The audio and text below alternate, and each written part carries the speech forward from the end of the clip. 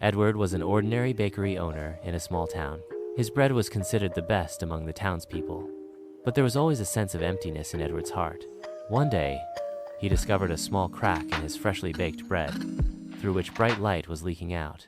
The miniature world that unfolded within it was truly dazzling. But this beautiful world was in danger. The water level of the waterfall was rising and threatening the village, and the resources were also depleted. The villagers were in despair. Edward decided to help the people of the miniature world. He explored the village and found a way to control the flow of the waterfall without disturbing the balance of nature.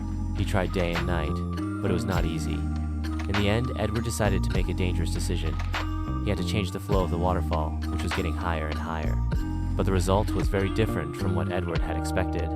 The waterfall poured down like an explosion, and the village was completely submerged in water.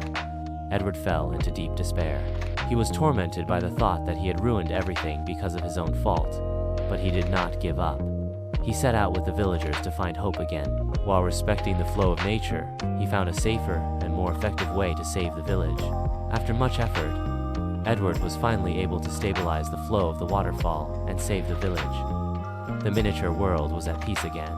Edward left the miniature world and returned to his bake.